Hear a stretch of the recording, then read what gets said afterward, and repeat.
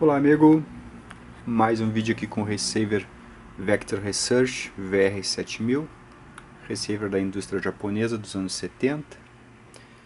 Ele está comigo aqui há um bom tempo, é de um amigo meu, e eu estou aproveitando aqui para fazer algumas medições para a gente ter esses parâmetros como um banco de dados aqui no canal. Eu já fiz uma porção de medições nele. Algumas estão postadas aí nessa playlist onde esse aparelho está,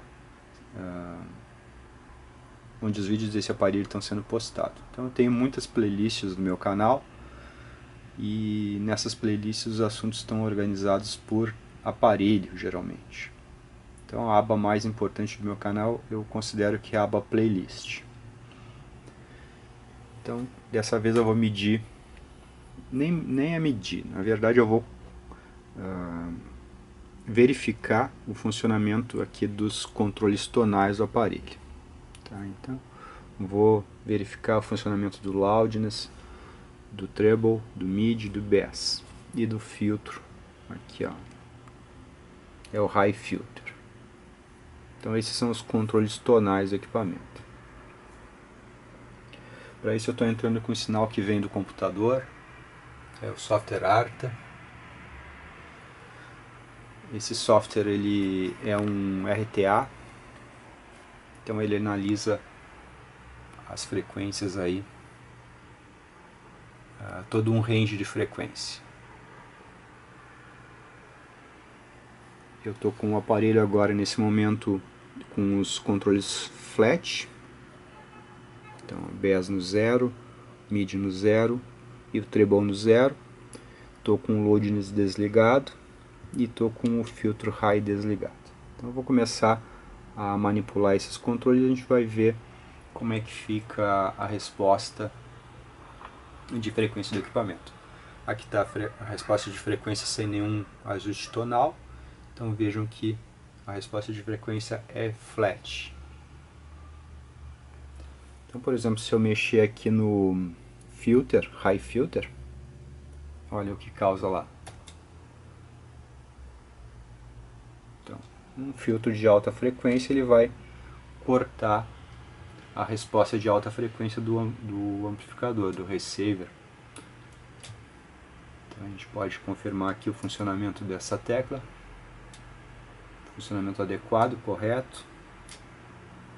Esse filtro era usado para o tempo que se escutava bastante fita, então muitas fitas às vezes tinham um chiadinho de fundo, e aqui elimina, mas elimina também os agudos. Nota que ele começa a funcionar ali a partir dos 2, 3 kHz, então ele corta os agudos. Aqui a gente tem o loudness, eu vou atuar ele, a gente vai ver o que acontece. Atuei, deixa eu baixar um pouquinho aqui o nível. Então a gente pode perceber que esse controle de loudness, em particular desse equipamento, ele atua bem mais na região dos graves, que é realmente onde as caixas mais precisam de atuação, e atua um pouquinho nos agudos. Então vejam aqui que a atuação começa lá nos 20 Hz, na verdade começa antes, e vai até mais ou menos 1 kHz. Então ele altera toda essa gama de resposta aqui da caixa. Então, por exemplo, a caixa que já tocava bem nos 100 Hz, ela vai receber mais um reforço. Então acabou, digamos, prejudicando a fidelidade, porque nesse ponto a caixa não precisava de reforço. As caixas geralmente precisam de reforço abaixo dos 100 Hz. Isso não é um problema desse equipamento. Todos os controles tonais que têm loadings acabam causando essa resposta em faixa larga que eu comento, e acabam atuando numa frequência da caixa que ela não precisa de reforço. Então eu perco a fidelidade aqui da caixa nessa região. O reforço teria que ser abaixo dos 50 Hz ou abaixo dos 100 Hz. Não poderia modificar os 100 Hz, porque a grande parte das caixas responde corretamente os 100 Hz. O que ela não responde corretamente é o 30, o 40, o 50. Então era de se esperar. Tá? Todos os aparelhos praticamente têm esse tipo de comportamento. E eu diria que isso aqui foi copiado de equipamentos dos anos 40, dos anos 30, anos 50, onde as caixas eram muito deficientes até, por exemplo, 200 Hz. Então aí precisava de toda essa correção aqui. Porém, hoje em dia as caixas são deficientes somente abaixo dos 100 Hz, então esse comportamento desse controle tonal não é mais adequado. Tá? Não é exclusividade desse aparelho. Os melhores aparelhos que tem também tem esse controle tonal com loudness que atua numa faixa larga. Tá? Por isso que eu muitas vezes defendo que se use o equalizador do que o controle tonal. O controle tonal acaba mexendo onde não precisava. Aqui a gente viu que o loudness mexeu onde não precisava. Tá?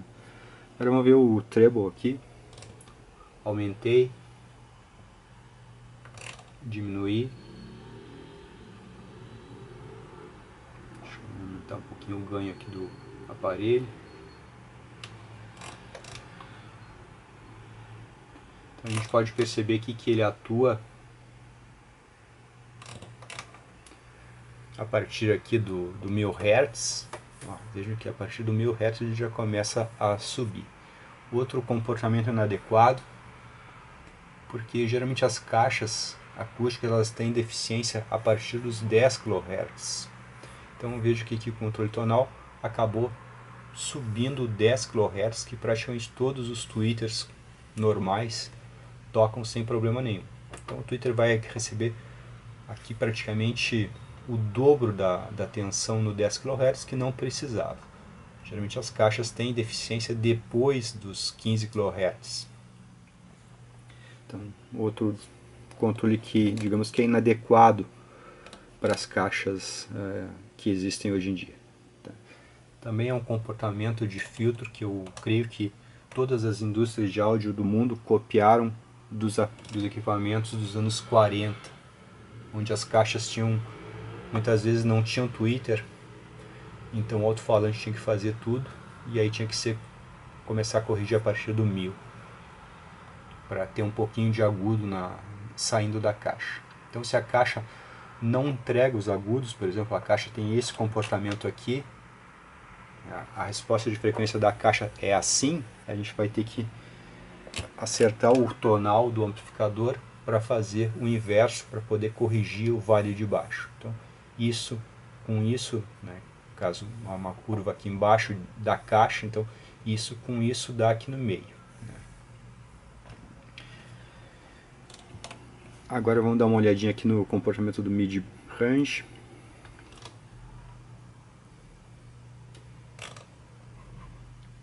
Então ele atua pouco, talvez seja 3 dB somente esse mid-range aqui. O mid-range é um controle que realmente não faz falta, porque todas as caixas que tem conseguem fazer a região dos médios sem problema nenhum. O problema está nos agudos, que muitas caixas não conseguem fazer, e nos graves, que muitas caixas não conseguem fazer. Então o controle de mid-range aqui é um recurso, mas ele não precisava, a gente não precisa ter controle de mid, porque baixar aqui o bass e baixar o treble é o mesmo que subir o mid-range. Vejam aqui, ó, baixei o bass e baixei o treble, eu tive uma resposta de mid-range, mesmo com ele no meio aqui. Tá? Então, se eu subir o bass e subir o treble, é como se eu tivesse baixado o mid. Então, ele, na verdade, a função dele a gente faz com o do bass e do treble, sem precisar mexer nele. Então, um aparelho que tem o controle tonal com o mid-range, com mid, é um recurso a mais, é digamos, um plus, porém ele não é necessário. A gente consegue fazer com os dois do lado, E se o volume baixar muito, porque se eu fizer isso aqui o volume baixa, eu perdi os graves e os agudos, então eu vou poder compensar aqui no volume. Tá? Então eu compenso no volume e eu tenho novamente o volume que eu precisava. Agora vamos dar uma olhadinha aqui no BES. Tá? Veja aqui a atuação do BES. Vou tirar o BES. Subir um pouquinho o volume aqui para a gente ver melhor.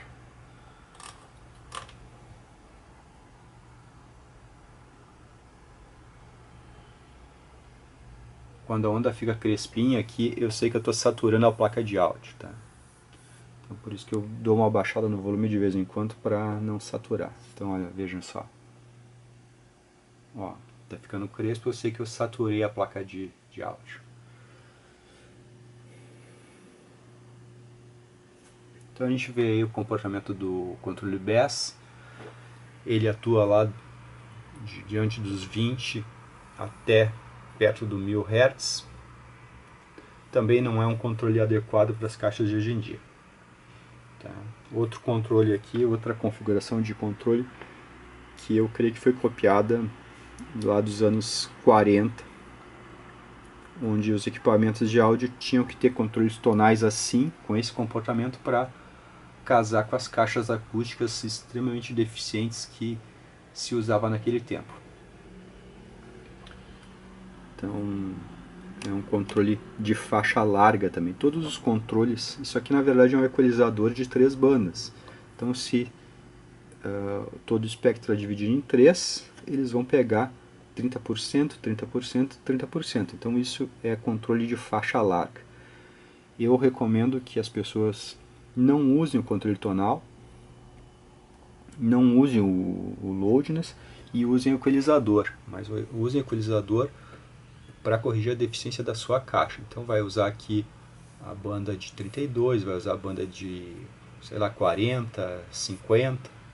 Então usar só nesse cantinho aqui e usar só nesse cantinho aqui para corrigir o que passa dos 10 kHz, dos 15 kHz em diante, e para corrigir os 30 Hz, os 63 Hz, que muitas caixas não conseguem colocar isso corretamente no ambiente.